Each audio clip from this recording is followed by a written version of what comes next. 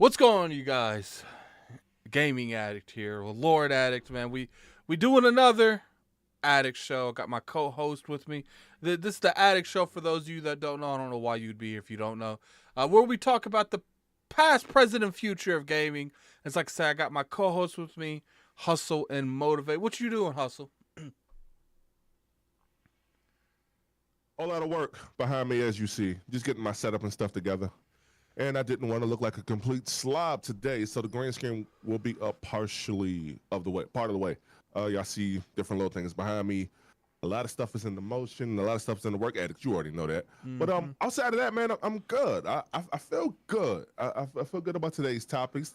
the news. Like, we finally saw something in reference to Starfield, but we'll get to that soon enough. How about yourself, man? How you doing? Man, I ain't gonna lie. I just woke up Uh like an hour ago. I was sitting there, man. I was like, man, it's already 5. Like, it was a rough moment, man. But I'm up now. I'm up now. Partially. I'm up now. Partially. What have you been playing, Hustle? I'm kind of curious what you've been playing. ooh, I got a really good answer for that. I have been continuing my journey in Elden Ring. I have been doing that. Um, I played and beat Disney's Aladdin on the Super Nintendo. If you have not played it, it's one of Capcom's finest creations, and I encourage you to do so. Just go ahead and emulate it. I'm not gonna say you will, because I don't want to get me and myself or the squad caught up. But you can just go ahead and emulate it. It's a cool game, man. The Super Nintendo version and the Sega Genesis version, because it's 2 different versions made by 2 different companies, and I feel like they offer different perspectives on each one. Addict, I'm not sure if you're familiar with Richard Branson. No. He is the owner of Virgin. You remember back in the day they used to have like Virgin Mobile cell phones, Virgin Mobile record label, and stuff like that? Mm-hmm. Yeah, he owns that. I'm not sure if he owned the company. I mean, he owns the company that made it, but I'm not sure what he had to do with gaming back then. But like, he owned like everything. That boy, he got a private island. No cap. He really got a private island. A private island. He literally had a private island. It's on MTV Cribs. You can look that up. But anyway. So a lot of that stuff was in. Yeah, I'm in my retro bag, man. So I went back and I played it and I beat it. But it's fun though. It's super fun. I don't really do the Metro stuff, and you know that. Yeah. But I hope you enjoyed it. oh, for sure. I love that game as a kid. I ran back through it, and it's too much fun. I promise you, it's too much fun. Yeah, I've been playing a lot of triangle strategy. I think I'm coming close to the end of that game. Like, people were kind of like questioning the fact that I said it's probably not worth the money that you invest into it.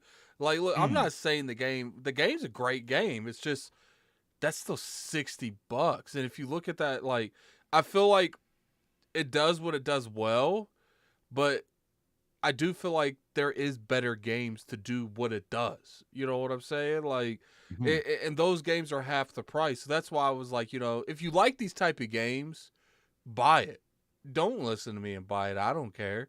Like, it's just like the things that Triangle Strategy does, they do well.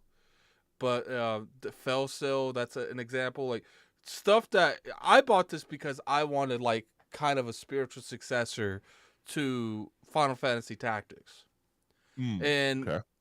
the key components to Tactics, it's just not in this game.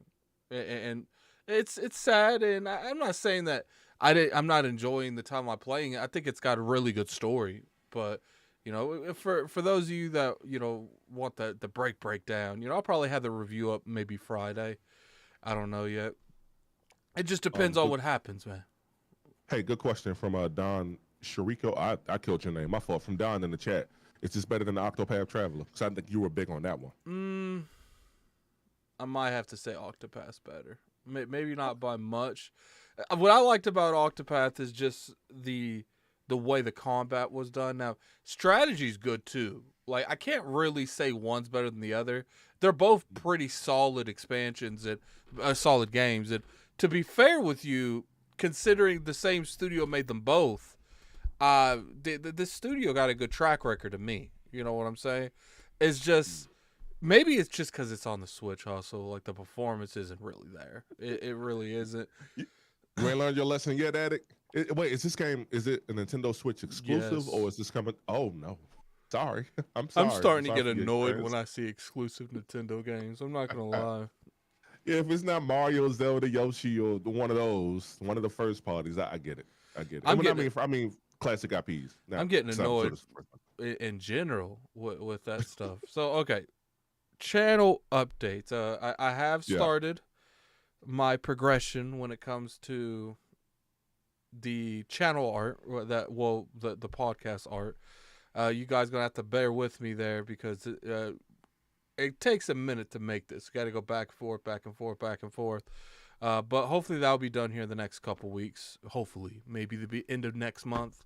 I don't know, because I'm not like one of those people, because I go through Topics or Two Picks or whatever that website's called. It's just pretty much where you contract independent people to work on artwork. Mm.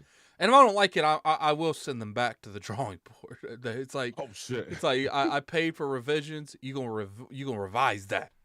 But Indeed. a lot of the people on there, they're pretty good. They're pretty good. All right, and as far as today, people may know that we're doing this on a Wednesday. I don't know why, but I kind of like doing this towards the end of the week and not necessarily. Well, I mean, it's not really towards the end of the week. It's just a day difference. But I feel like it. Maybe it's because I do so much on Sunday. Because man, 5-hour podcast. That's on average. That's 3 addict shows I do every Sunday. I mean, for addicts, you know what it is though. Like we do it. We'll do this in the middle of the week. This will give you time to like really just chill. Same with me. Like, cause I'm in the chat with y'all, and I don't know how you like was pulling off the like quick turnaround. It's like podcasts on Sunday, and then Tuesday 5 o'clock you here with me, man. So I mean, my head go off to you. Yeah. So man, cause I couldn't do it. My question to the chat, people in here, is: would Wednesday be a good day for some of you in the chat? Well, obviously, at the end of the day, if me and Hustle want this to be on a Wednesday, we're gonna make it Wednesday. But I do want your guys' opinion on the matter. If Wednesday at 5 to 6, I'm pretty sure 5 is going to be the go-to. But 5 o'clock. The only reason I didn't do later on a Tuesday is because RDX is at 9 or 8, one of those hours, and I know we can't compete with that. You know what I'm saying? Because I know. Slow down. What we can compete with anybody. Slow down. Yeah, okay. Shout out to them. I'm being realistic, okay? Because I'm sure. For the stars, I'm baby. sure some of we got a lot of cross going between them both. But if you notice, people don't really do podcasts like midday, like the 5-ish time. Like people don't really do that. So usually, regardless what day it is, I think Wednesday would be a good time. I think Wednesday is enough days after ILP. My idea would be Thursday because that's the day I'm off, but I don't want to do Thursday. There's just too much stuff going down on Thursday. Wednesday. Why not? I'm about to say that's even better. Like that doesn't really bother me so much.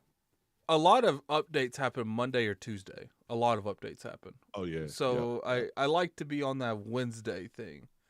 That Wednesday, that way we can break down what happened the past couple days. It'll be, I try to keep the topics. I don't know if people notice. I try to keep the topics a little bit different when it comes to ILP. Like I try my hardest not to have too many people, not to have too many cross topics. I try. Sometimes I fail at it because it's kind of hard, but. All right, so let's you guys go ahead. Someone said Wednesdays is good, is great day. Not too many shows midweek. I agree with you. Someone said, "Are you reviewing Tunic?" I'm pretty sure that game's out right now, isn't it? It is. I wanted to play it. I'm glad they brought that up. I wanted to play it before the podcast, so I went and I saw like the little tweet from Nebu. You know who he is. I saw the tweet, so I was like, "Well, let me hop on Game Pass right quick," because they said it was on PC as well. So I'm like, "Okay, bet I'm already there." I couldn't like look it up when I went to hit the search bar and put the game in. It went to like, "Hey, this game isn't under EA or something like that." So I'm like, "Well, I must be doing something wrong." I saw one of my homies who I'm not gonna mention because I don't want. Well, it's out today. I saw Erica playing it, so I'm like, "Well, damn, how she play it before I could play it?" But I'm not sure, and I didn't want to spend because I think that game's $30. I didn't want to spend the $30 on it. I said, nah. I said I already got Game Pass, and that's kind of what I have that for. So I want to play it though. I definitely want to play it. I'm gonna try to play it after we're finished here, but I'm gonna do my best. I'm gonna do my damnedest, man. I do want to review Tunic, but I got to finish this Triangle Strategy. I put so many hours in this thing. I'm like 30 some hours in this game, and like. One thing I will say about the game, it's got a good narrative, but I feel like the narrative is just hitting me in the head over and over again. They're like, you got to watch like 5 different cutscenes or story narrative focused driven stuff to get into one combat. And sometimes I feel like that I'll literally be on my phone for because what I do is they have like an auto thing where they continuously go through the dialogue. So I'll go through the dialogue, get on my phone, and I feel like I've read like 18 posts on Twitter. Like there's just an absurd amount of dialogue before you actually get into the gameplay. It doesn't necessarily mean it's a bad thing. It's just I do feel like Tactics did a good job where they were telling a narrative, and you were fighting with that narrative. But I feel like on this game, it's like we're gonna hit you in the head over and over again with narrative, and then we're going to do an actual mission. Sometimes there's only like maybe 2-3 fights in a chapter, like a whole chapter, 2 or 3 fights. Okay. So I mean, it's not the big of end of the deal, but it is what it is. So let's go jump straight into a hustle. All right. We're gonna go ahead and start with the games of 2022 because I feel like the Starfield and the Perfect Dark's going to take up the majority of the show. Clearly, there's been going on long about Perfect Dark. We'll get into that. And we're going to turn that into a little bit with Xbox first-party studios in general. Now, games of 2022 hustle. What are some of the games of 2022 that you're excited for? Because keep in mind, I feel like the biggest games were coming out in February. Like the biggest games for this year were coming out in February. But besides those games, what is remaining that has you excited? Well, there was one game that I was really anticipating, as you all know. If you deal with the meta of hustle, it's Shredder's Revenge. I do love beat 'em ups. So when that drops, it's supposed to drop later on this year. We haven't really seen anything from it outside of a trailer. I think at the end of last year, might have been a state of play or something. They didn't have a date, but they just had the release year, which was 2022. I'm also looking forward to the Ninja Turtles Cowabunga collection.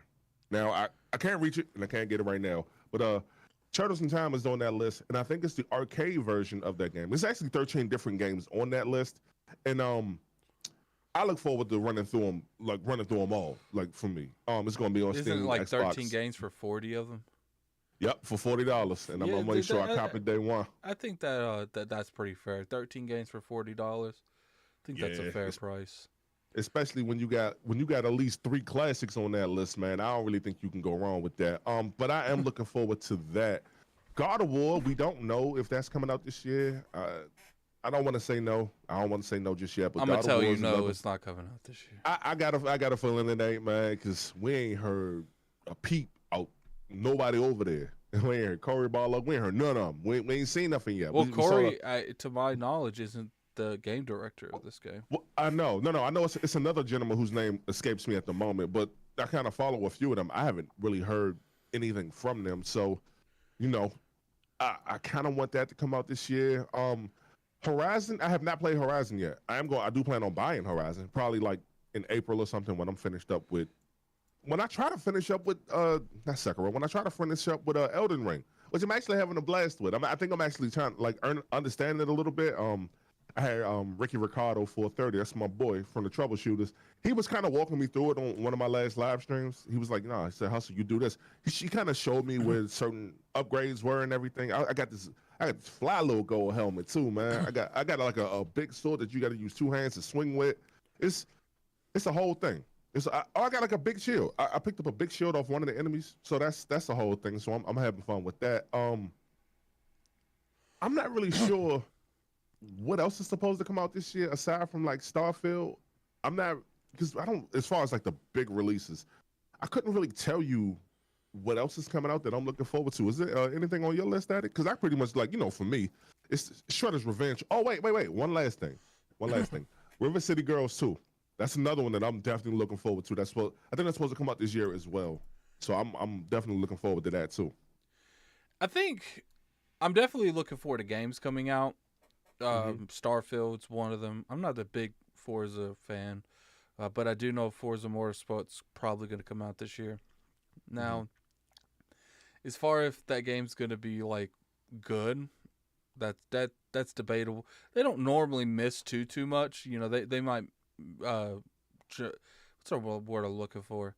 They might misstep, but they don't really miss. I'm not really. I don't mind the Forza Horizon games, but when it comes to like the simulations, that's definitely a no-go for me. Complete no-go. But I don't know. I'm kind of curious to to see the games that gets announced like this year at E3. I think, well, not E3, but whatever the E3 equivalent is. That's what Yeah, I I I definitely looking forward to Starfield, and we'll get more into Starfield later, but probably there's other games that Microsoft's making and Sony's making that I just want more information on in general, and it's not necessarily they have to come out this year. I just want to know more about them. Like, I would like to see Fable in some way, shape, or form. I don't know if we're gonna see Fable anytime soon, but I would like to see Fable. So it is. But Starfield. Don't get me wrong. Starfield's definitely going to be that game. I do feel like Starfield's going to surprise some people. Now we'll get into exactly what was said today on uh, they did a video, and we'll get to that here in a minute. But they kind of broke down a little bit more stuff that in terms of what's going on with Starfield.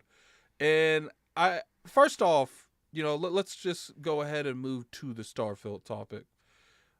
How do you feel about Starfield? Is that something that you're excited about, Hustle?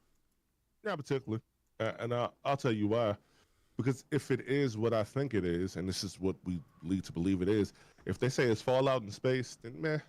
I mean, I'm like, look, as far as Bethesda games, especially the RPGs, I ain't too big into them. I'm kind of glad that y'all finally getting something that's highly anticipated. Kind of like sought after, because you guys are coming off of Halo Infinite, which, I mean, we can talk about that at another time, but it's not really doing too well. So you guys have something else to play later on this year. I hope it's good for y'all's sake. I hope it's not the typical buggy Bethesda game, because Fallout 76 started off super bad. We all know that it started off super bad. So I hope it's not. I hope it's not bad. And by this being a new IP, man, I always like want the best for new IPs. So I just may try it, but like that's not something that I'm super big on. Like you would be the aficionado and on this side of things over here, as far as what concerns. So could you tell me what you think about it? There's a couple things I'm nervous about when it comes to Starfield. A couple times when they brought out what Starfield is, they've used language that I generally hate people using. Like, for example, create your own story. I'm paying $60-$70 for you to create me a story, not for me to create me a story. My imagination ain't like that, fam. If I was like that, I'd go play Minecraft, where I legitly create my own story. You create me a story that I could consume. Stop having me do all the work. So when they say stuff like that, and I know that's like PR talk, and sometimes it's not exactly what they say, but I can't stand when people say that. I really can. I'm like, dude, ain't nobody trying to hear that. We trying to have a cohesive story told to us. We ain't trying to have you tell us one. That's why I'm always big on the Elden Ring. It's like, look, like I love Elden Ring. But I've personally, and to this day, now look, I will admit that after playing a lot more Elden Ring, that there is a lot more lore building in that game than I originally thought. Because obviously I'm further in the game, but I still feel like they can improve on that world building. Just like I just like.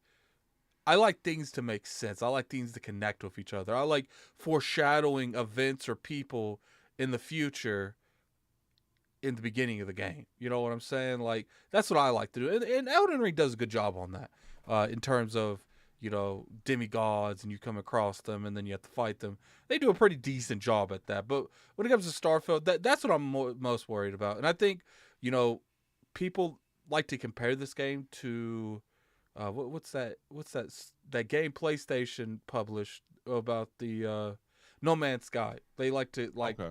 compare the exploration of No Man's Sky. I hope to God that's not true.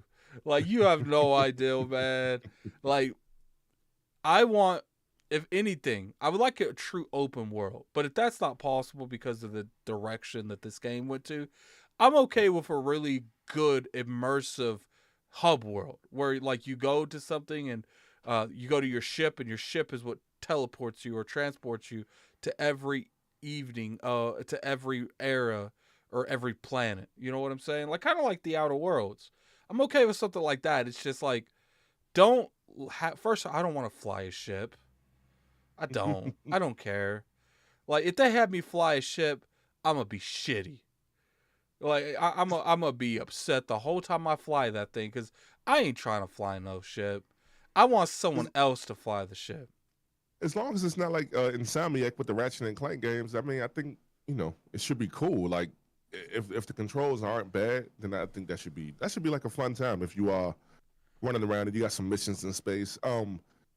Halo Reach, I'm sure you played and beat that one.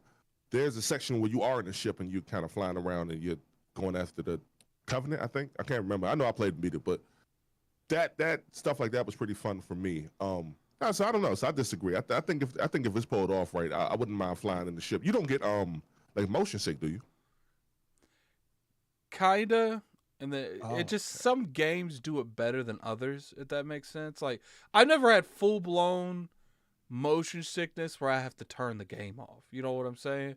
But there's some Oculus stuff that will make me slightly motion sick, but I wouldn't go as far to say like I gotta turn this off right now. So we got a $5 super chat from Don Utaku. I doubt a game with 150,000 lines of dialogue will make you create your own story.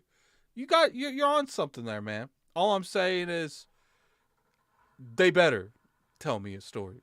If not, better be one of that's. It's like I said, that's like the Elden Ring thing. Like I brought up earlier. Like, I hate those games where like you got to go and fetch something. That's why we roasted Destiny the way we did, because they made you go to another outlet to research the story of the game. Like, people's like, oh, Addict, you could go on the internet and you could easily find YouTube channels that explain the Elden Ring lore. None of that nonsense. How about the game explains me the Elden Ring lore? And that they do a good job. We ain't gonna really talk about Elden Ring because I feel like the internet won't shut up about Elden Ring, which deserving it does because it's an amazing game. But we're gonna let's get back to the Starfield. I feel like Starfield has the potential to be great, but we just got to see how they execute a new vision. Sometimes when you're making a new game, you try things that you necessarily shouldn't have tried because you want to innovate it, and you end up ruining it. Now, I'm not saying that's going to be Starfield. Pretty sure Todd Howard and that team, they hitting good ratios. Like, people want to blame them all the time for Fallout 76. The studio making Starfield did not make Fallout 76. I don't know why. Huh? Okay, educate me then, because I thought they were one and the same. So you have to educate me then. Bethesda Software Studios has a couple studios under that umbrella, and one of them is Bethesda Software Austin. They made Fallout 76.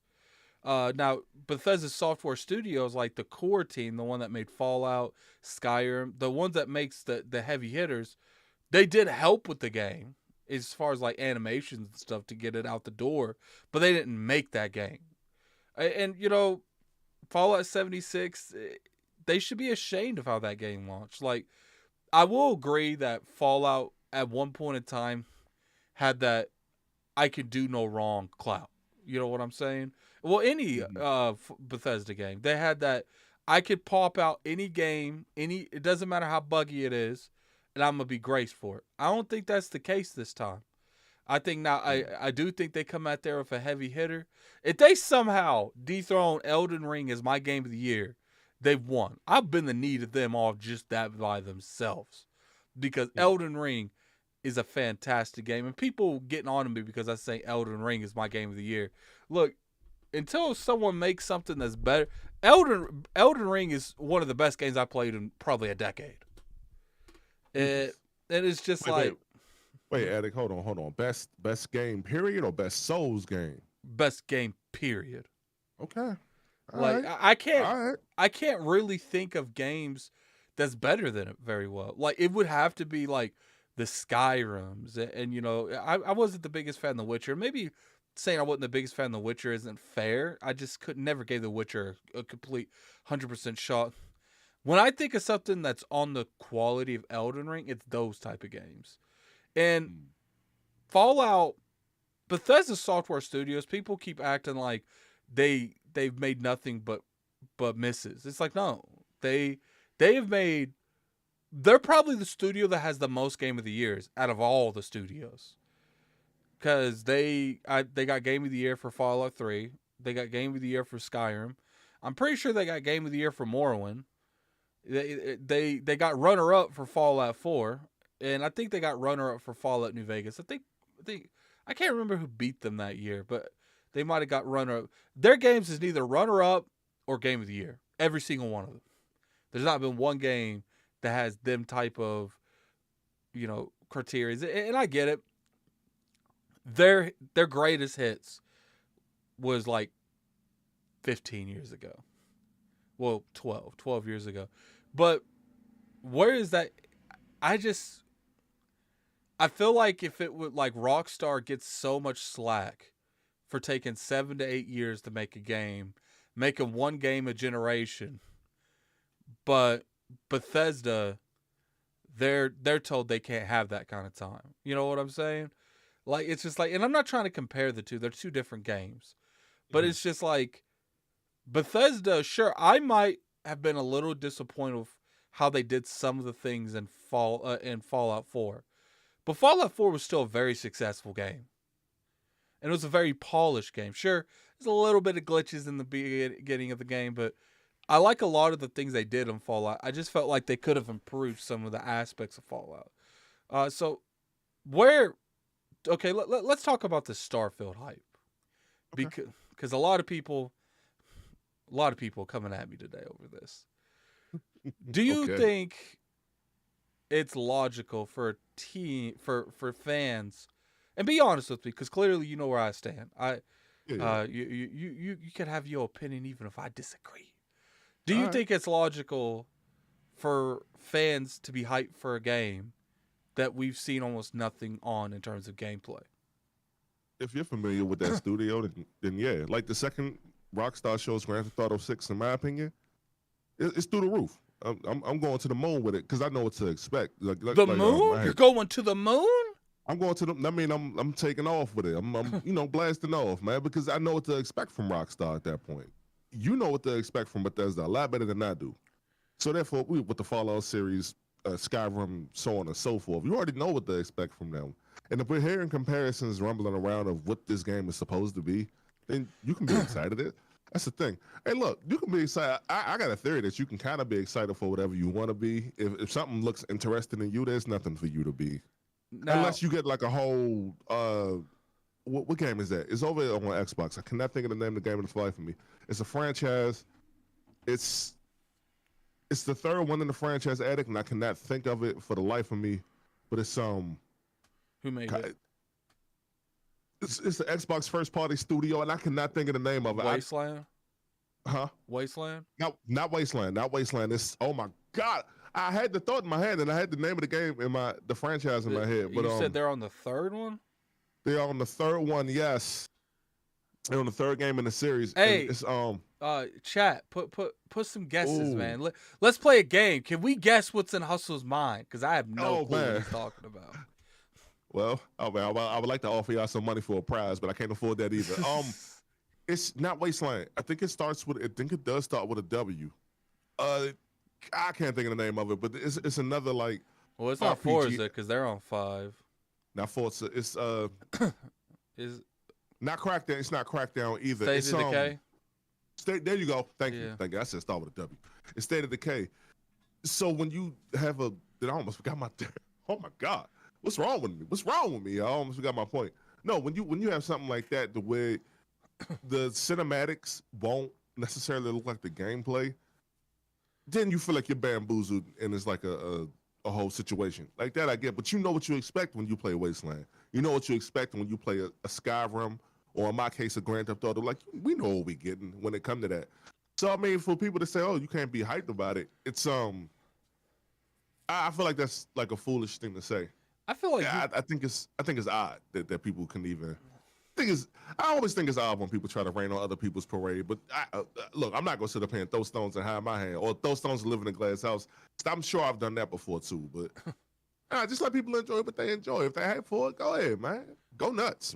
I feel like we should be able to hype up any damn thing we want to. Like, look, we should, regardless if the game lives up to the hype. it shouldn't take away the fact that you're hyped for it.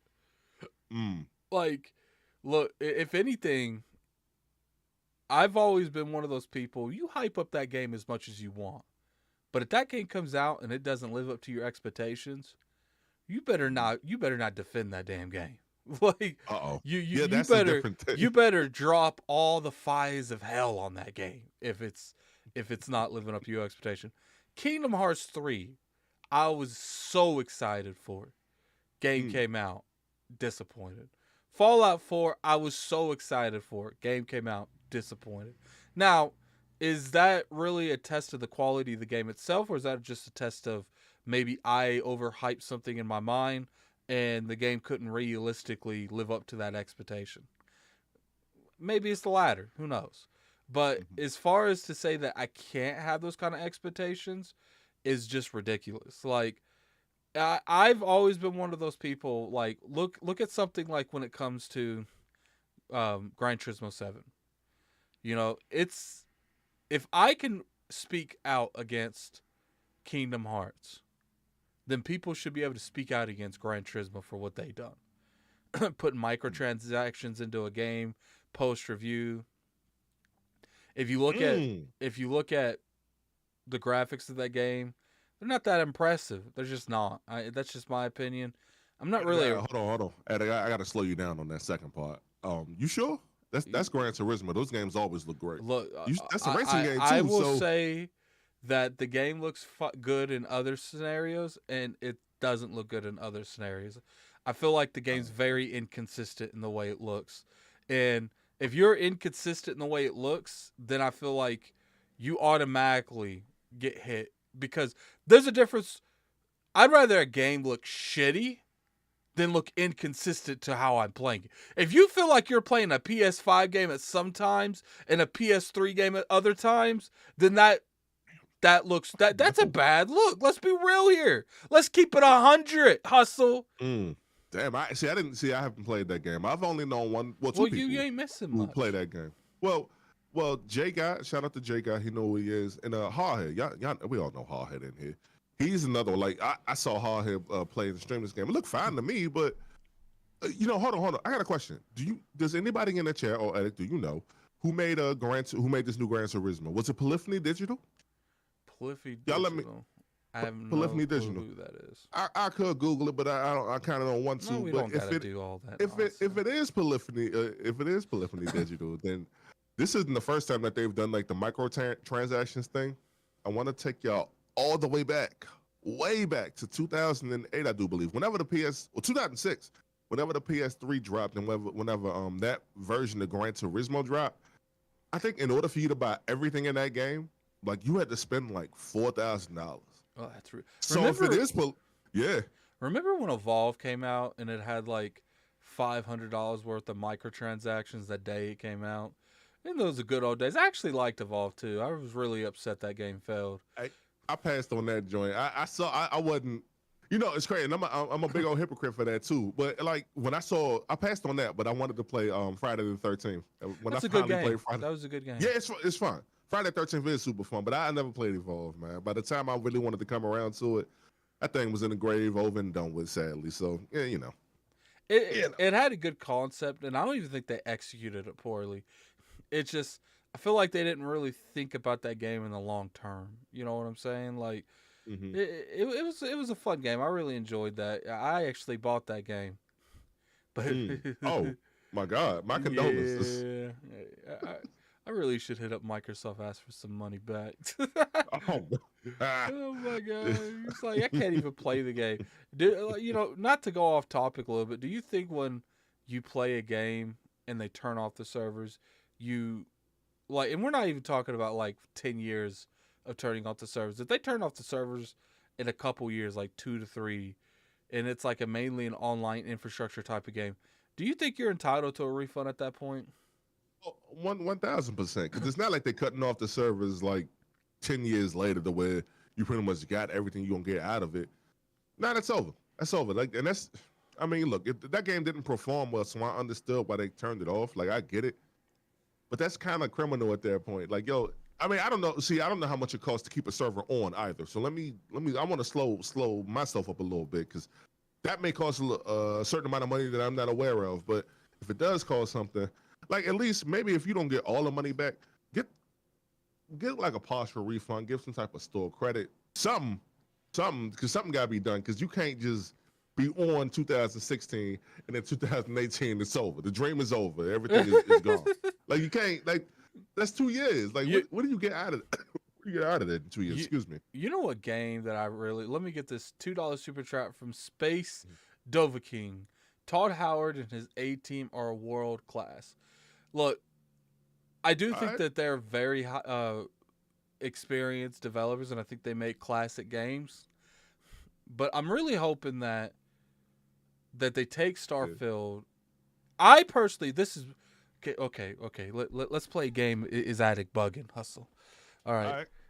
I personally feel like Starfield was supposed to come out last year, but when Microsoft bought Bethesda, Microsoft's like, look, go back into the closet, go ahead and restructure the foundation of the game a little bit. Make sure everything is fine-tuned. I don't want no issues with this game. I don't want the word bug Bethesda to happen anywhere in this game. And make it next gen only. And I think that Microsoft gave them the time for that, and they delayed the game a year to give them the time to make sure that the bugs weren't there, to make sure that, regardless, I don't know if the game was always going to be a next-gen only game. I'm glad it's only, current gen at this point. But I'm glad they gave them that time because we need more studios willing to do stuff like that to give developers time to make the game they want. We've seen it with Wasteland. Microsoft gave them a little bit more time. Game was better because of it. Psychonauts. Microsoft gave them more time. Game was better than because of it.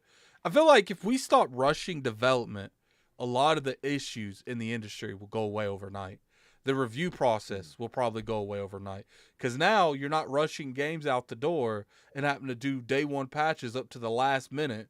You can actually give reviewers the time they need to review a game properly with the proper patches. But I think you bugging. Not only, I think so, man. I think Bethesda wanted to put this out as soon as possible, following up on Fallout 76. I think that was the last game they released before this one. You correct me if I'm wrong. If they wanted to come off of that, even though that game has been improved and everything, but if they wanted to come off of that, let's say L for all intents and purposes, they wanted to drop the new thing. I guarantee you they wanted to drop the new thing. Regardless if it was on PS4, Xbox One, and these new consoles, they'll put it anywhere. We heard Todd Howard say, hey, listen, we're going to keep putting out the same games because y'all keep buying them. So that if that don't sound like a man who about his money to me, that he definitely would have dropped it on both of them consoles. And as far as making it Series S and X, well, as far as current gen exclusive with the Xbox and PC, he would have dropped that joint everywhere. He would have put it everywhere that he could have possibly put it. I actually disagree on that because I feel like the only reason to push a game out sooner than you want to is I feel like the only reason to do that is just because you need the money. People are pushing for it. Investors are pushing for it. You need that money, that flow. You need to improve to investors why they spent so much money into it. But I feel like most developers, if they had more time, they would take more time. And the reason I feel like they might have gave them more time is because Microsoft last year was Halo. Do you think Starfield coming out last year would have hurt Halo? Absolutely. Yeah, 1,000%. That's why I really felt like when it comes to Starfield and Bethesda, I feel like they're like, look, Bethesda, we don't necessarily need you this year. Like we need a side piece next year. So, but we know that you can make this game better. A year from last year, you probably have a less buggy game because I already know there's going to be some form of bugs. I already know this. It just depends on how much the bugs are. And I don't think I think this game's gonna come out relatively flawless. Because they've had an extra year. I feel like Hmm. maybe some features was added to the game that they would have naturally worked on, but now they're actually putting in the full retail game, and that's why I'm confident with them. Like, it are they perfect? No, no developer's perfect. They've messed up on a lot of things. You know, the thing I want to go over right now with you is they actually talked about. All right, let's. You don't play a lot of Bethesda games, but I, they used to have a huge formula in making Bethesda format games. Like, you would make your own character, make the build that you want the character, and you would go from there. But I feel like ever since, I would say Skyrim, they kind of went away from that a little bit. And I Okay. feel like every game it gets worse over the previous one. You know what I'm saying? Like in Fallout 4, you didn't even get to make your character.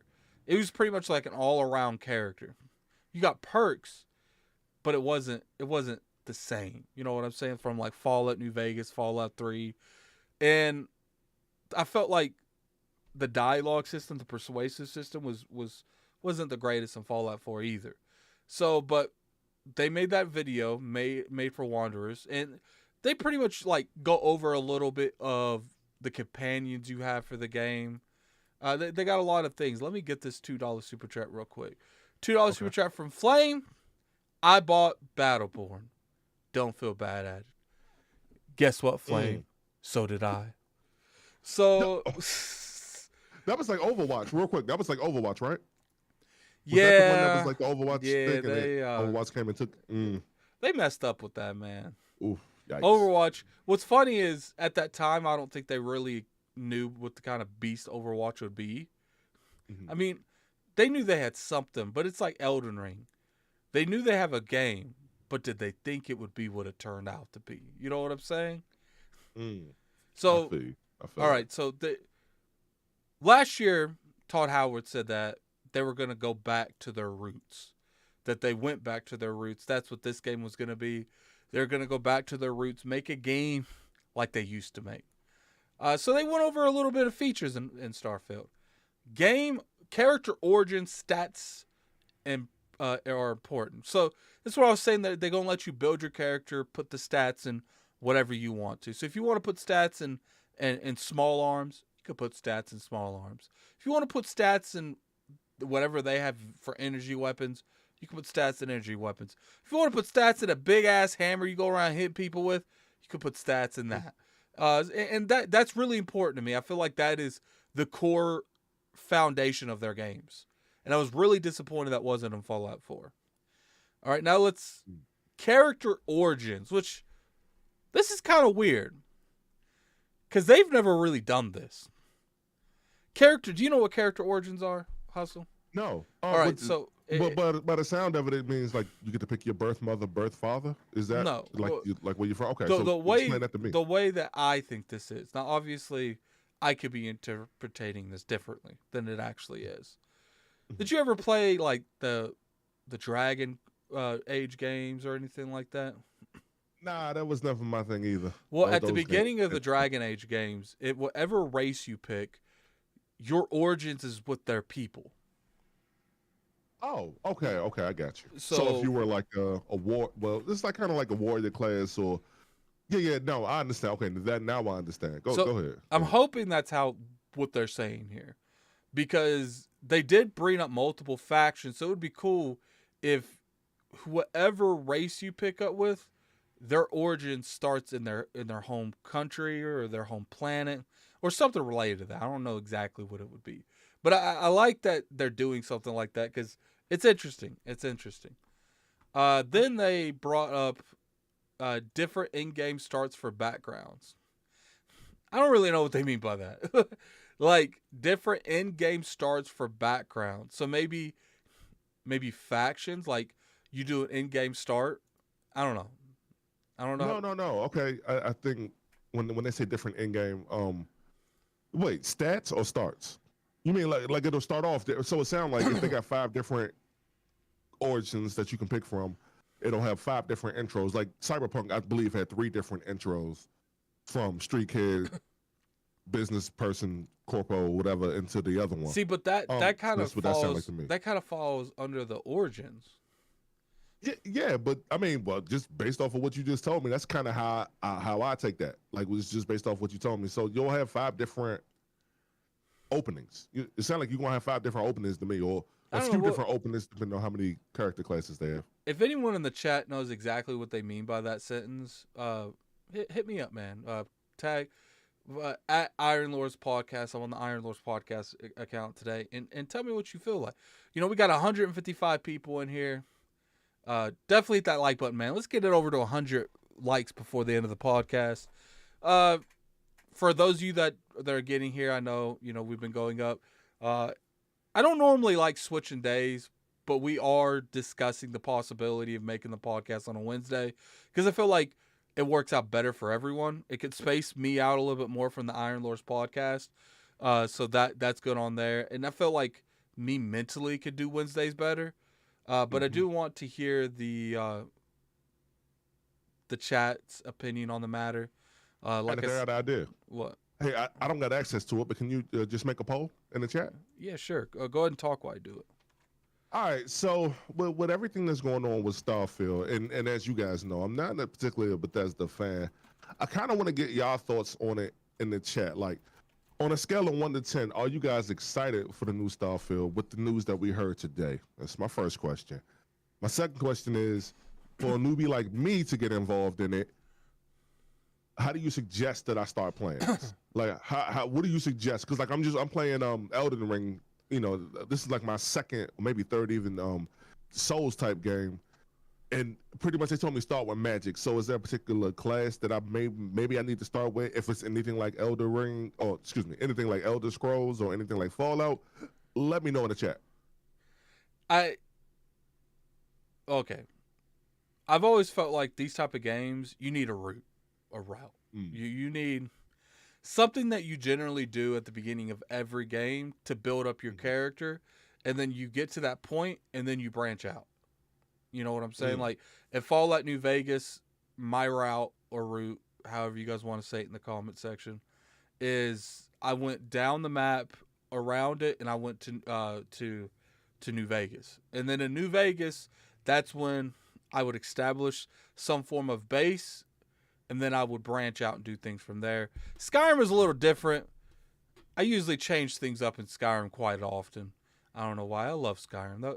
Probably one of my all-time favorite games. That's what I would recommend on Starfield. Just getting a good feeling on what you want to do, because this is gonna be a hardcore RPG.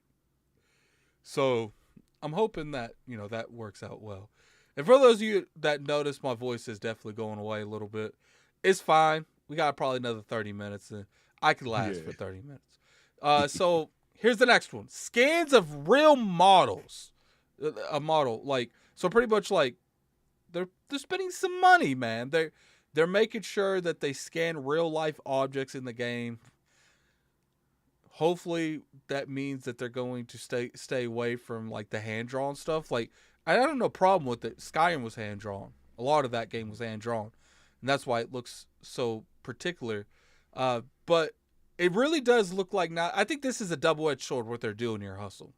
Would you not safe to assume where they're using scans of, quote unquote real model photography?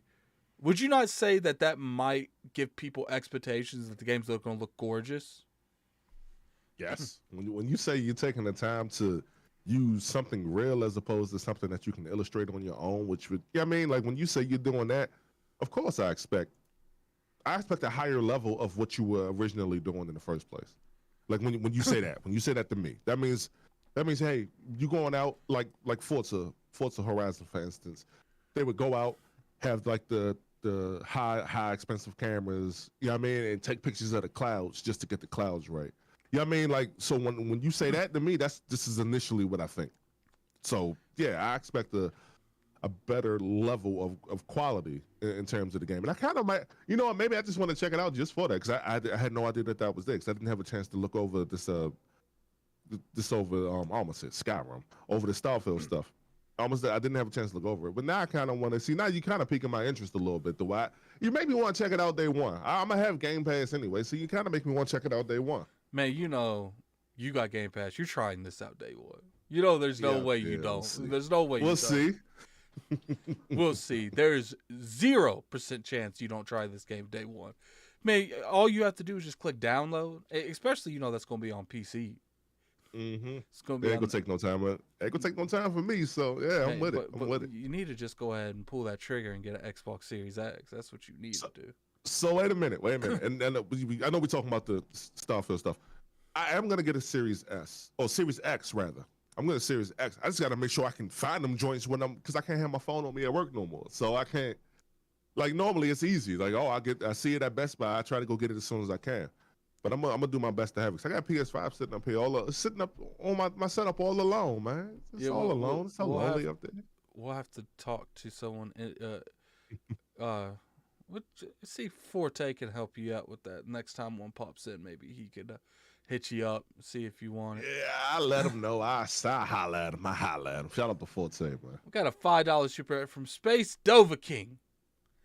I think their confidence is sky high, and that's why they're hyping this game up like crazy, and I believe them. They look seriously confident. They do. If you look at them in that trailer, they really do look like they know they got the baddest chick at this next dance. Like they really be looking like that. I'm right, Hustle. Like they be looking like they about to go in here, and you ain't gonna be able to do nothing to fight that. It's interesting, man. It's interesting. All right, so then the persuasive system with NPCs trying for a more realistic human-to-human dialogue. It's a very interesting way they put this. If I remember correctly, they say when you're arguing with someone, they want it to feel like an actual conversation with a person. And they don't want one option to be that this is clearly the good, this is clearly the bad. They want that thing where you're generally looking at those conversations and you don't know what they're going to react to with it. How you feel about sentences like that? Because I feel like that's a huge thing to come out and say that you're going to try your hardest to have the most realistic human conversations that you can do. So when you tell me that, the first game that came to my mind was and I'm sure you guys remember, like L.A. Noire. So you remember you guys were cold, and when you interrogated people, you had either the truth, a lie, or a doubt. It sounded like to me that most of that stuff was seen a lot more natural. So when, let's just say everything's doubt, you don't know. It's almost like you don't know that. Well, hold on. Well, almost what we do know is that these answers won't be as heavy-handed as like previous iterations of other RPGs that Bethesda has put out. That to me is dope. And if they nail something like that, then like that, you kind of selling me on this a little bit. I know that's what the whole point of that thing was today, but it's kind of selling me on the idea of this. Like I said, I'm not no Bethesda cat like that, but it really makes me want to check that out. But if you can get that down pat, and with the last thing is you making things more realistic and you pull it off, then I never hate on that. Hey, Addict, side note. I know a guy whose brother works at Bethesda. He does I think he does like the mocap and stuff like that. I used to work at I can't say where. I used to work out Virginia. And I bumped into this guy and we started talking about we talking about The Last of Us. He said, hey, my brother works at da-da-da-da. So I'm like, okay, well, how is it over there? He was like, yo, he said it's a trip and a half working over there at Bethesda, man. And that's super dope. I'm gonna try to reach back out to him to see if we can try to get him on, but like that to me is like super dope, man. I hope this game kind of turns out well because you seem like you up on it. You really seem like you excited on it. And a lot of people in the chat do too. I think people look. It's going to be different with Starfield because it's a new IP, and I don't think people are really taking in how big it is to have Bethesda games exclusive to the Microsoft platform, and obviously on PC. It's not exclusive, but you get what I'm saying. Like, oh yeah. But Hustle, when that when that Elder Scrolls 6 drops, and that's like I said, is only on Xbox and PC. people, that's gonna hit people hard Mm. because, especially if I think Todd Howard retires after that game. I think that's his last game, Oh, and that's okay. and I think he gonna make sure that game comes out and does what it's supposed to. We got a $5 super chat from Don Otaku. I'm calling the game of the year rankings now. 1, Mm-hmm. Breath of the Wild 2. If that 2, comes out. Elden Ring. 3, Mhm. Starfield. 4, God of War Ragnarok. 5, Horizon Forbidden West. And the real number 1, Kirby, baby. You know, it'd You be know what's funny? crazy if Kirby actually won that. No, I meant to bring this up earlier when you would ask me what games I was excited for. I gotta find my Switch and get the connections and stuff right.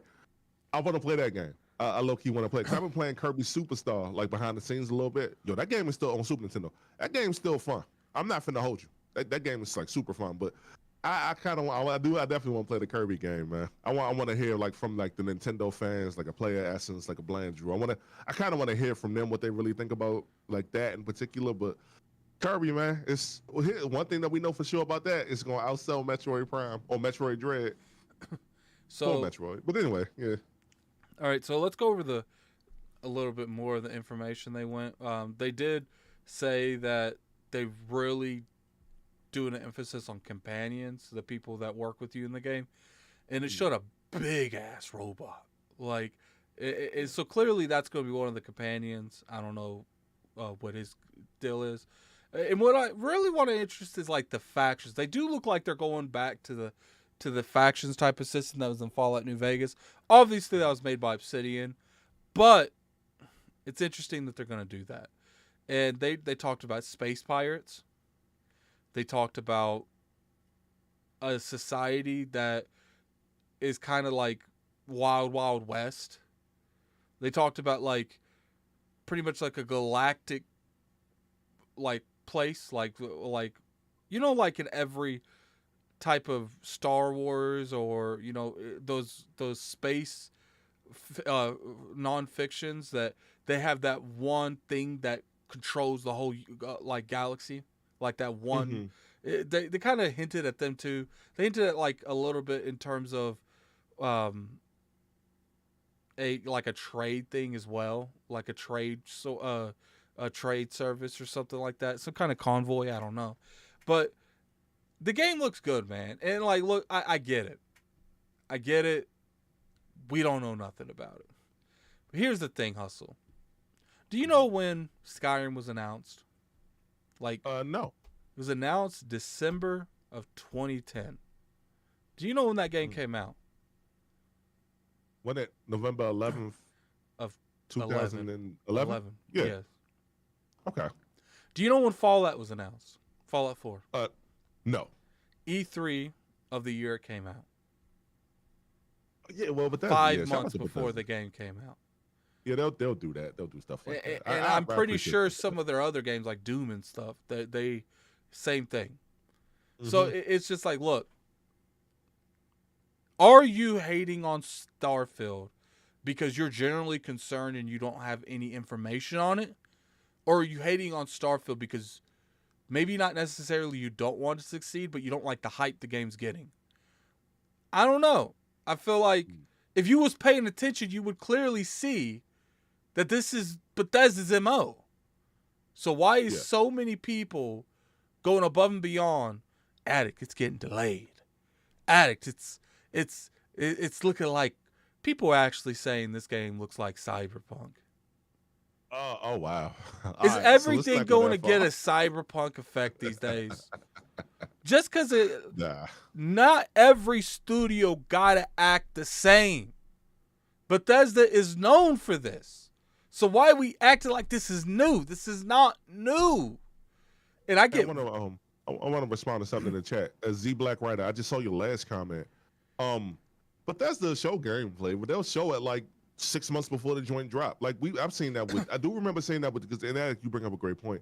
I remember saying that with Doom, and I want to say it was Wolfenstein, but I was like, well, damn, they ain't wasting no time. I remember saying that at E3 that was like, all right, we're gonna show you this, and then we're gonna drop it in November or whatever it was. Yeah, so that kind of has been their thing recently, and I've always appreciated it about them. But I'm not no Doom cat, so it what it is. But It's just, they just don't make titles that particularly appeal to me. But if, and Addict, I don't know if it was you who said it. Maybe it was King. I was like, oh, they're going to show the joint. When he was like, oh, one of us on that panel said, hey, they didn't show anything. I said, nah, they're going to wait till next year and they're going to drop it. They said they're going to do what they've been doing. Yeah, but see, I do remember saying that. I didn't like that because I do feel like they announced this in 2018. We deserved gameplay last year. We did. Like, Oh, come on. I feel like you hype. Let's be real here, Hustle. They hyped the hell out of that conference for Starfield. They's acting like they was about to show everything about Starfield, and we get that little weak trailer at the beginning. And I know they needed Starfield to be there because they wanted to show the unity between Bethesda and Microsoft. That was their first E3. Starfield had to have been there. But it's like, cool down talking about Starfield. Every time you bring up Starfield, you get excited about Starfield. And then people get upset with me because I'm being excited about Starfield now. It's just like, they should have showed more last year. Obviously, we're a couple months away from E3 at this point. Well, whatever their equivalent of E3 is going to be. So we're about to see it. It's going to be real soon. I'm putting you on the spot right now, Hustle. You going to be in the ILP reaction to the Microsoft conference? Assuming if it's on Sunday for sure, because I don't have to work that day. I don't know. But they typically do Sundays. Yeah, they do usually do Sunday. I hate that shit too, man. I can't stand. You know what it is? Things are so different now. Like, let's put it this way: if I can be here for sure, I'll be here. 1000% I'll be there. But it's things are so different now with how everything's being rolled out and pushed out. It'll probably be a pre-recorded thing too. Which is an important thing because we saw PlayStation do that with like the future of gaming thing. I think a lot of these things will be pre-recorded. None of these things will be live anymore because there's no need for that. I will be there if it's on a Sunday. Anytime after 4 p.m. Hey, I'm in the house at that point. As long as I don't have to be nowhere, of course I'll be here. My only concern is, man, look. Can they have a camera that look like mine? Can they have a lens that looks like mine or yours? Yeah. That's all of that. Now, I know it was on point last time, but just keep it up. I will. Just keep it up. I will say that I think one of the reasons they was looking so sketchy all the time was because at that time, I think that they were in and out if they were gonna do like, is this pandemic gonna be this serious? Are we gonna be able to do an in-house show? So I don't necessarily know if that was something that was on their mind. You know what I'm saying? And then you got to look like Aaron Greenberg's camera looked rough. It was like a laptop camera. How do I got a better camera than this man did? Like, but they learned. They sent that man a camera. And what's crazy is, I would say I do think that something had to do with they were transitioning from, because that was at the beginning of the pandemic. They were transitioning, but it's like, how did you feel like you doing? First off, how you doing meetings on this, Aaron? I know the people can't even see you that well. How you doing meetings on? I'm glad he got that fixed. Like, Microsoft, a $1 trillion company, they gotta have cameras in a closet somewhere. You know what I'm saying? Like someone go to the office and get some of those cameras out. Mail them to people, man. Like, and even if it's not that point, these people make good money. Aaron, you have money to buy a camera. Man, I like the energy Aaron gives out, but that camera wasn't it, man. That camera wasn't it. All right, let's go to the main event. All right, man. The main event or disappointment? Can we talk about it? Yeah, we obviously we got to keep it real, man. We got to keep it real. Oh man, Hustle. Yeah. The initiative has lost the majority of its workforce and the majority of its lead people in the past 12 months. What is your initial thoughts when you saw this? Sad. And let me stop shaking my desk. I noticed my camera shaking. Sad. Okay. I saw a video from Oh Noah's Alex. Y'all make sure y'all go subscribe to my man. He actually putting out quality content. He pretty much had the comparison that, you remember when Crystal Dynamics was announced that they were coming over to help with the Perfect Dark project? Mm-hmm. a lot of people felt the way about it, and I had a feeling that they did. I really should have did a video on it, but oh well. I had a feeling that they did because I was in a situation like this to where you pretty much have to train your replacements. A lot of people not going to be feeling that. So anybody in their right mind, myself included, we get the hell up out of there. It's like, hey, you know what? You gave us a shot over here at the initiative, man, and hey, maybe things ain't working, but I'm gone. So a lot of people left. It to me is so disheartening. Like I think one of the narratives, and I read part of that. Shout out to the finest on Twitter. He had sent it to me earlier today. Like one of the narrative like leads had left, and when I saw that, I said, "Damn!" I'm like, "Yo, the narrative like that's supposed to be the big deal for me when it comes to Perfect Dark." And we saw about this last week.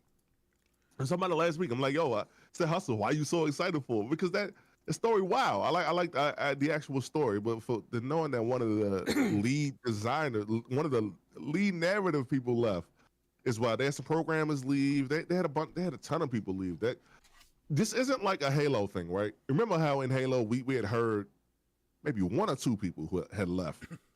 And here's the thing: in the gaming industry, people leave all the time. We just may not be privy to it, but people leave all the time. They may find a better opportunity with a better studio, et cetera, et cetera. I actually right? talked to a friend that recently went to another company from a different company, and he said, "Addict, you have no idea the money being thrown around the industry right now.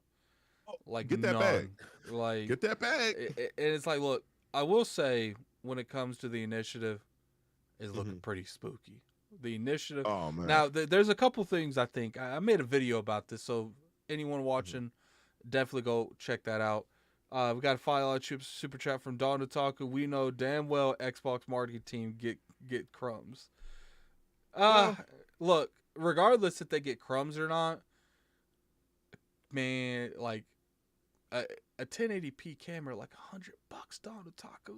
Like, I mean, to tell me they can't afford that. I'm pretty sure 500 minimum. Man. I'm pretty sure they max. spend that money on dinner. Mm-hmm. They could have easily bought that. Now I'm not gonna go too much into that. You know, we could talk about it for a couple seconds. I'm not gonna go too much into that because I do feel like there was extreme circumstances to that. They just started a pandemic. You know, it probably slipped their mind by the time. People need to remember too that I don't know if Microsoft has like equipment like that laying around. I'm pretty sure they would have something like that, but I don't know if taking something from them from something else would hurt somewhere else. You know what I'm saying? It was probably just one of those things where maybe Aaron wasn't even supposed to be in that Inside Xbox. He was put in it at the last minute. Yeah, that's true. It's just like we don't know everything going on there. Aaron should have known better though. He should have looked at that camera and be like, "Oh no, this ain't it." Like it's like someone sent me a camera. Let me go to Walmart. Something like that should have happened. Yeah, he could have easily went to he could have easily got a Panasonic, because I used to use a Panasonic G7 with this lens that I'm using now. Now I got a Sony A6100. He could have easily just went and just used the kit lens on the joint. But that's just, you know what, that's just me poking fun at son. This is so long ago, but they've improved since then. So hopefully they got it. But that's because we went a little extra on them, man. We went a little extra. It's because look, we want them to do better. We want PlayStation to do better. We want Xbox to do better. And in a lot of ways, I want Nintendo to do better. Well, we not gonna get that one, Addict. But let's get back to what let's get back to the topic at hand, man. The Perfect Dark situation, dog. To me, because I am looking forward to it. That joint scared the hell out of me. Because again, we don't necessarily see when people leave, but we ain't never seen nobody in this type of. It's like a mass exodus, damn near. It's a lot of people who left. There's a whole lot of people who left, and I'm like, damn. It's just like out of nowhere. I had read that article from, I think it was VGC 247. I do believe that's where I read it from. It seems like there's a leadership issue over there with the initiative. And what I mean by that is they're so laid back over there. It was like, you can get it done, just take your time. But sometimes, I would love to tell people to take their time and do the best possible thing, period. But sometimes people need a foot up their ass. People need direction. People need, hey, we got dates to hit this thing, and this thing. Sometimes you need a deadline. I ain't saying crunch, but I'm saying sometimes you need a deadline. And it's good to have a deadline. It's good to have that type of structure. And again, man, when Crystal Dynamics came in, a lot of people on the internet, and I want to maybe I want to include me, maybe I don't. But a lot of people's like, oh, this is just a move to buy Crystal Dynamics because David Gallagher used to be the lead guy over there and all that. I don't think so, man. I don't think so. I think well, obviously they saw like I the writing don't on the wall. I don't think Maybe it's things a turned out the way they wanted to. What's up? I don't think it's a move to buy Crystal Dynamics, but I do think there was some creative differences between the two. And I think maybe Yeah. Daryl Gallagher might have subconsciously agreed to his old coworkers. Because it's been a huge drastic change for like a year. And I feel like that's around the time Crystal Dynamics probably showed up. Because they just recently got announced. You know, they didn't say that when it first happened. I'm not saying that they're buying them. I think they might end up buying them, especially now since they lost it. I'm just saying that I feel like a good reason that probably happened that people aren't talking about is you got people at Crystal Dynamics that have the same title as people at the Initiative. I think people weren't feel like they were getting their voices heard. I feel like there's a lot of stuff going on over there, and look, I'm not saying that that's exactly what happened, but I am saying this is one of the only times we've ever seen a company or a developer such as big as Crystal Dynamics helping a first party studio company as well. And it's just like, it's weird. I'm not going to say it's like the end of the world. Here's the thing. Microsoft owns 30 plus studios. So yes, I'm counting the Activision. There's no way that doesn't get approved at this time. Even the CEO of Microsoft said he doesn't think it's going to get blocked. So assuming that goes through, Microsoft owns 30 plus studios. If you guys feel like 30 plus studios are going to be on their game 100% of the time, you're sadly mistaken. There's going to be some rebels in the bunch. There's just going to be some rebels in the bunch. Attic, let me ask you something though. You don't think that this speaks to like leadership? I said it before, but this kind of speaks to leadership, and let me tell you why. Leadership. Microsoft. Hold up one second. What? Leadership to the Initiative or leadership to Microsoft? To the Initiative, okay. Right? The Initiative is the Microsoft founded studio, as you know. They created it, they built it, they own it. However, Activision is something Blizzard. That's something that's already in-house. Square. I know they don't own Square, but like these are already other ones that are already in-house. Bethesda's the one that can run itself.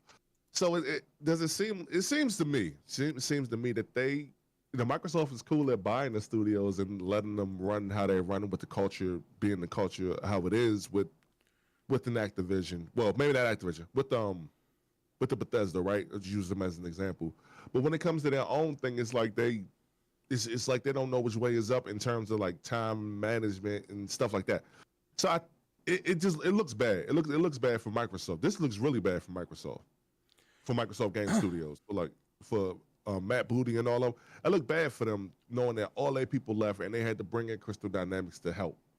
Yeah, it does. Yeah, it looked bad, man. And even at that time, if you go back and you look, I'm sure we did an addict show on that. Like we said it back then, like this isn't normal.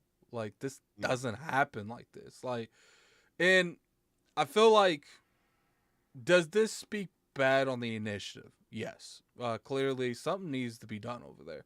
I don't know if clearly they were saying that might be a soft reboot. So they might have restart the whole damn game. If you're going to restart the game, make it a third-person cover game. Please. For the love of God. Make it a third-person cover stealth action adventure game. And before you read that super chat, while you at it, get help from the coalition. God, please get help from the coalition. Don't get help from the coalition. Don't listen listen to me, sir. Don't listen to me, sir. We don't need help from the coalition. Yes, you do. Okay, buy Crystal Dynamics, merge them with the Initiative, because clearly Daryl Gallagher needs to work with Crystal Dynamics because he left the company, ends up bringing the company on to help them.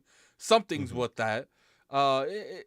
So you merge those two companies together because I personally feel like Square Enix don't want that company anymore.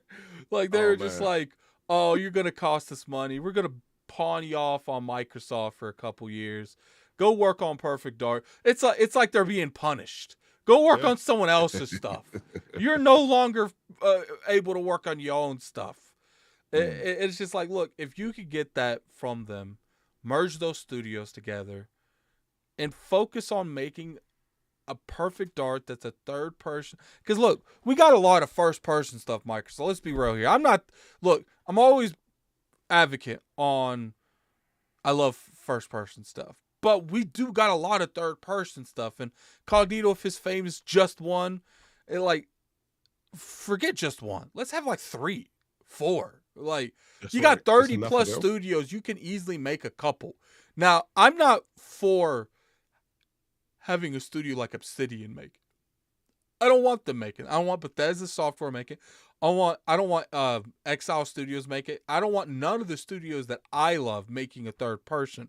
I want them to make what they make because they make those RPGs good. But the Coalition, they're making, obviously, they're making Gears. Then you have Compulsion making one.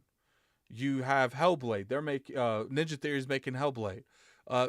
We need to make sure there's a balance. Now, as far as what's going on with the initiative, it looks bad on them. I will say the initiative needs something done to them. Now, maybe it's already being done. We just don't know it. Maybe this has been something in the works and they've slowly started restructuring the way the game goes because it wasn't going. Look, sometimes when stuff's happening, there's change in leaderships going on and people just don't get along. I know from experience of talking to certain people, when other people take over, it's not like working with your friends anymore because your friends are gone. So you leave. Yeah. Now, I don't know if that's going on here. I don't know. I don't keep track of that stuff. And to be honest with you, I don't care about Perfect Dark. Game could get canceled. It wouldn't bother me. So, what's up, Smooth? What's up, Smooth? I don't know what he's saying 100% of that. But, all right. So, but as far as first party studios, I don't think there's an issue there. I think 343 is having issues, clearly. And I think a lot of that has to do with I think the game such as Halo came out a little bit hot. I don't think it was supposed to come out the way it did. And I think it should have been delayed. And when you're behind the 8 ball in the initial game, obviously you're going to be behind the 8 ball when the game comes out. So I think they got stuff to do there. Maybe they need to hire some contractors and just make maps. Like, they need to hire a whole team, like a team of 30 or 40. Go out there, remake the Halo 1, 2, 3, and 4 maps, and let's get like 10 maps out by the end of the season. That's what I would do if I was Halo. I don't run studios like that either. So it is what it is. Kid Smooth said he voted no. Look, Smooth. All right. I know Planet Xbox is on Wednesdays. All right. But I can assure you, Smooth, we will be done by 8 to 9 o'clock. We won't be done by 7:30. I gotta let my dogs in, sir. Yeah, well, you can go let your dogs in anytime. That's fine. That's a hassle. No, that's gonna take a minute. But go ahead. Smooth, we're not gonna step on Planet Xbox. All right. There's other podcasts I have no problem stepping on. But I'm not stepping on your podcast. Those are addicts' words, not mine. I ain't finna step on nobody. Look, man, there's sometimes your homie, man, your close friend, I ain't gonna put a podcast during your time slot. It's just, I feel like it's rude. Thank God. But Thank God. But when it comes to like other podcasts, look, sometimes it is what it is. Like, I can't schedule Addict Show around everyone's show, then I would never have a time slot. You know what the funny thing is? I guess we're gonna wrap up with this Perfect Dark topic anyway. The funny thing is, I don't really see anybody during Wednesdays. Like the only person who I see during Wednesdays, but his time difference is different from ours, is Dutch, Wandering Dutch, But his time difference, they over across the pond and all that, so their time difference is like way different. They come on at like 2:00 for like the midweek matchup and all that. That might be the only one that I'm aware of. I could be wrong though. And that's what I'm saying. Like, when it comes to this, that's why I go early, because I don't want to step on anyone. I do my best to make sure everyone flourishes. Like, I really do. Yeah. I don't want to step on people's podcasts. We go at 5 p.m. You guys realize I went to bed at 2. I work nights. Sir, Like, so I you're a better go man than me. above and beyond to make sure that this podcast works for everyone. So we're probably going to move it to Wednesday at 5 p.m. because I feel like that works better for everyone. But Smooth, I'm not going to step on Planet Xbox. So, all right, let me go back before Smooth derailed the whole podcast. I think that Bethesda's fine because Bethesda knows how to manage themselves pretty well. I think Activision's going to be fine, obviously, because Activision manages itself pretty well, and I think Matt Booty's doing his job. Now, if the studios Matt Booty is supervising start pushing out duds, then maybe he needs to be replaced. I don't know, because I don't feel like we have enough information. We haven't had enough games released to really have an opinion on that. Like, yeah. That's too early. Wasteland came out highly rated. Sure, that wasn't directly under Microsoft. Only the tail end of that was under Microsoft. Psychonauts, same thing. But they still gave them money and time to make these products better. So until I see that quality drop, I'm not going to go out and say Matt Booty's not doing his job. When you have 30 plus studios, some of them are going to get behind on stuff. Some of them are going to have, rocky development cycles. Not everything's going to be perfect, especially when you keep expanding your studios and your portfolio. You're going to have some people that mess up. It's just what it is. Hopefully Microsoft will correct the ship with 343, Rare with Everwild, and the Initiative with whatever's going on. I think the Initiative's best point of view is just to stay low and try their hardest to get Crystal Dynamics. Because I really do feel like if they're able to get Crystal Dynamics and merge them, I feel like that will solve a lot of Initiative's issues. Regardless of the people leave all the time. Now, this is a little bit more concerning because a lot of people are leaving. But a lot of people. But at the same time, we got to be realistic here. We don't know what happened behind closed doors on this, and we're missing a lot of variables. For instance, we're missing what the relationship between Crystal Dynamics and this place is. But I will agree with everyone. Something needs to be done over there. I don't know what it is. I can't tell you. I don't run a studio. But what I can tell you is what we're seeing isn't normal. People don't leave studios at this high of a magnitude. Now, maybe this is the original crew and they started losing people of the gauntlet and then they didn't feel comfortable being there. And then there could be a power struggle between Crystal Dynamics and the Initiative, and Crystal's winning. So, because Crystal Dynamics, we got to keep in mind, I'm not saying Crystal. Crystal sounds really crazy. Crystal Dynamics is a veteran studio that probably moves as a team way better than the Initiative does. So, they're probably going to be able to contribute more than all the Initiative combined. Because they move as a team. They've been working on games. Well, yeah, and I am mean to cut you off, but yeah, like you talk about, like that's like a chemistry thing. That's like, yo, we know these people so well, like we know how each other's gonna move in terms of everything. Like, it's just like what you and I do. Like, yeah, things was a little shaky in the beginning, but things are progressively over time getting a hell of a lot better than they were from when we first started. So yeah, that's gonna be a thing, man. I'm gonna know how my brother's moving, more than this other person over here from this other company. And whether it's intentional or not, like, yo, that's just a thing. Like, if the island would step somewhere and you guys are, let's say, with somebody else, like, yeah, of course y'all gonna have the chemistry to move about because y'all been around each other so long. So yeah, so that's definitely a thing as well. I got a theory, and I don't know how. Maybe I sound crazy. You tell me if I'm bugging at it. I feel like when you sign on for a project, you should stay for the duration of that project. And I kind of feel like you should have to sign paperwork behind that. Unless things are going really bad. Maybe what's up? Not make them sign paperwork, but like make them sign paperwork like, look, like if you want to leave, you can leave. We're not going to make you stay here. But upon completion of this project, you can get a nice bonus. And I think that they do that now, right? Do they though? We're always being told people getting gypped out of bonuses and stuff. Some companies tie bonuses to like Metacritic score. I don't know if that stuff happens anymore, but it's just like maybe if you offered people good money to stay, they would stay. Because I do understand what you're saying from When you have developers leaving mid-cycle, you're gonna have constant hiccups because that person there that was in charge of something in that project, he's gone now. So you're gonna have person showing up. He's got to be up to date on what's going on.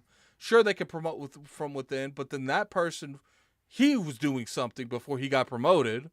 So now that job's not being done. It's just a domino effect. They need to be better on that. They need to be very vocal with all their studios.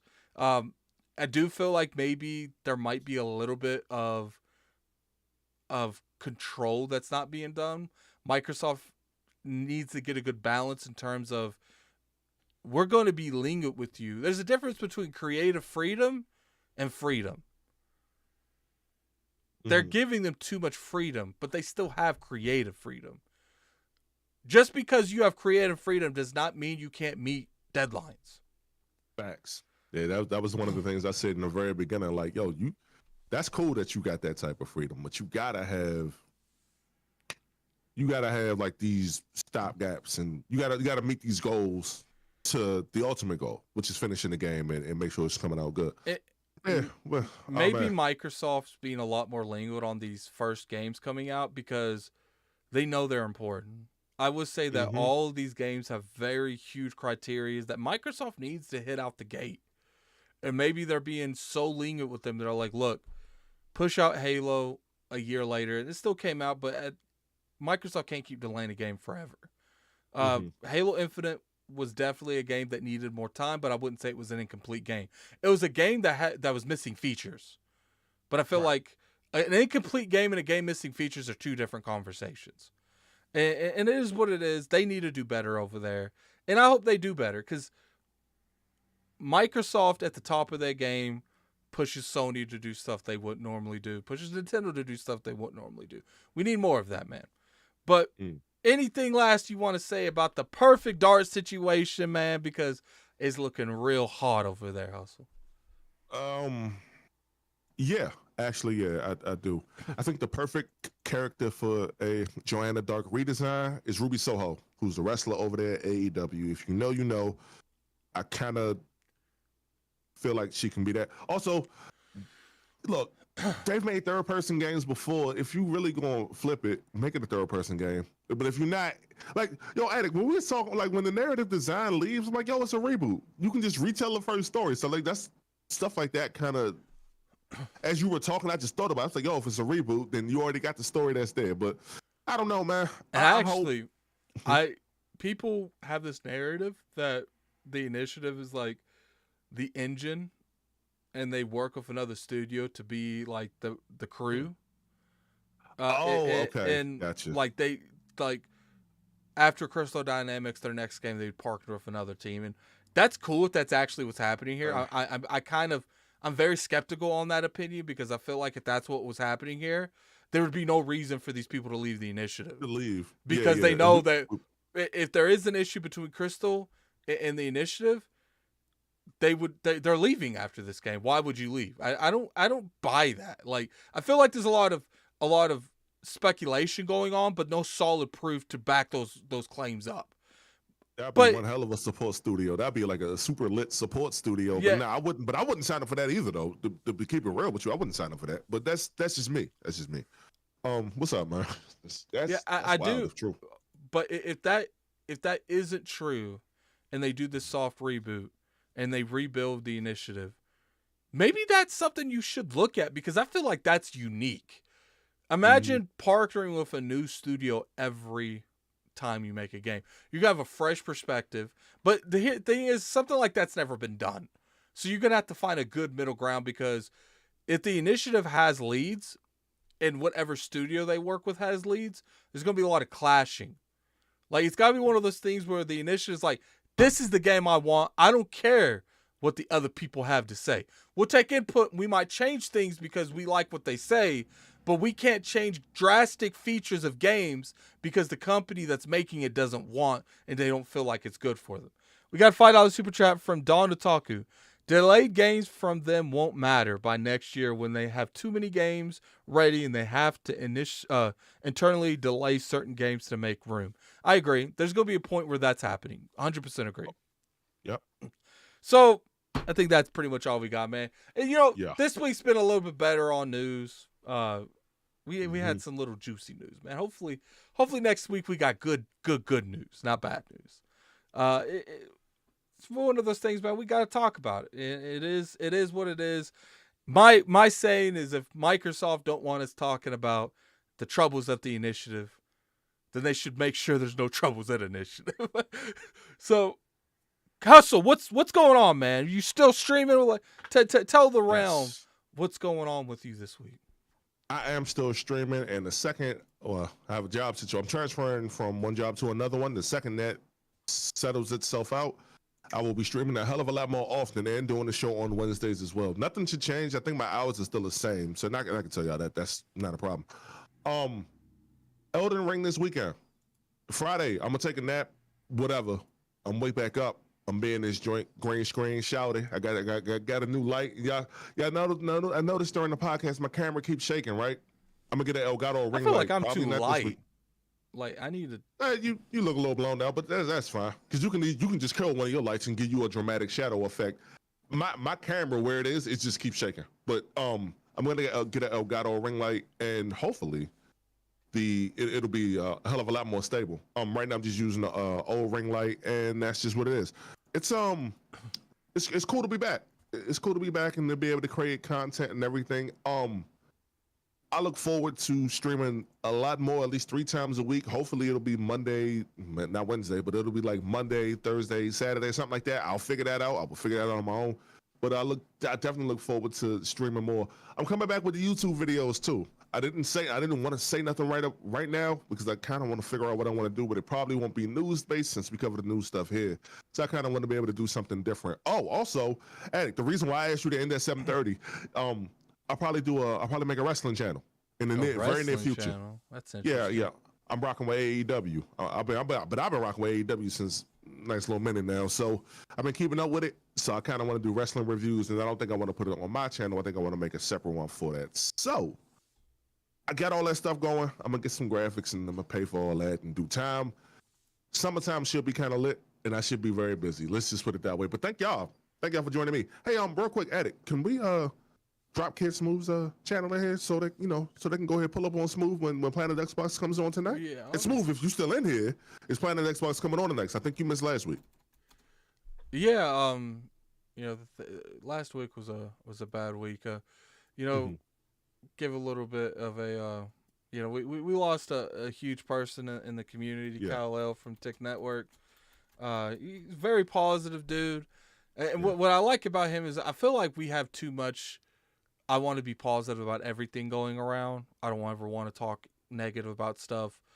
And I feel like Cal was always a good mixture of both. Like, there's a difference between being positive and just trying to hope for a good outcome of a situation, and forcing positivity on every situation. Yeah. And I feel like sometimes people do the latter a little bit. Like, there could be good situations that happen without feeling like you have to force it on people. But, that is what it is. Rest in peace to Cal. He was a great dude, and he'll definitely be missed. Talked to the dude like a week ago, man. Playing Elden Ring, and that's the last time I talked to him. That was sudden, man. He's actually the reason, before we edit, can you get Level 1's information?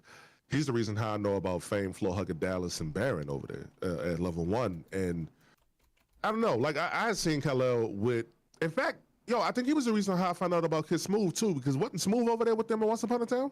Or am I wrong? Or am I getting him confused with somebody else? Actually, we was over that one point in time with him too. Yep. Yes. I mean, so he's given, I would say given birth, but he's definitely one of the ones who's have assisted a lot of people in their journey, man. And I mean, he'll be missed. Like, that's not, it's never easy when one of our people like passes away, because it's always gonna hit us a little harder than usual. It's gonna hurt. From what I understand, he left behind a wife and a child, and a young child. So that's never easy. I hate that, man. And what I will say, we messy 24/7. This community messy 24/7. It never ends. And it's been that way since pretty much I came into the community. I think it was like 2014, like heavy into the community. We got a $5 super chat from Don Otaku. Most of the best games I played had dev issues, so I don't care until the game is released.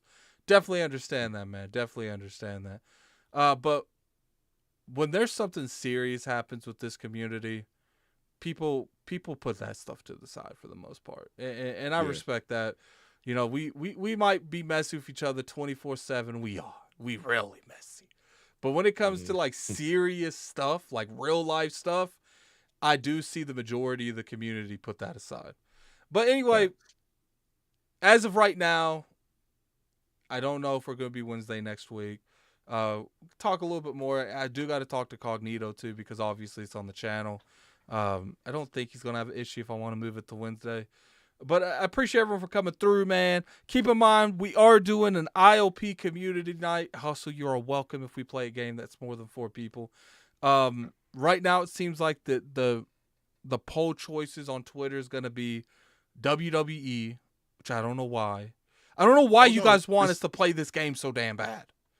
I hear it's good. But it's been requested like 5 times.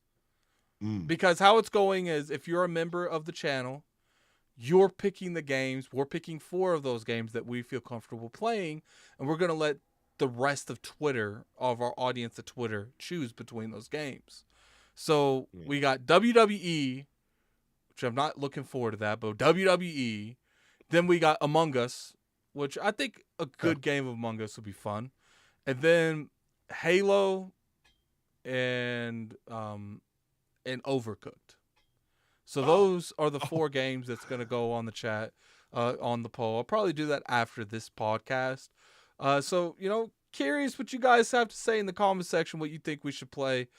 Put it in the comment section after the podcast. But, you know, thanks for everyone coming through here, man. We had up to like 170, 180 people, especially since we switched days. That's really good. That means a lot of you really mess with us. Because I feel like that's the majority of our viewership was that. But like I said, we're going to be taking the artwork. We're going to be updating in the next couple weeks. I think you guys are going to like what I have going for, man. I think you guys are going to like it. But until next week, on a Wednesday or Tuesday, I don't know yet. Probably Wednesday, but we're going to get there eventually, man. Work with us. This is Addict and Hustle, and we're out.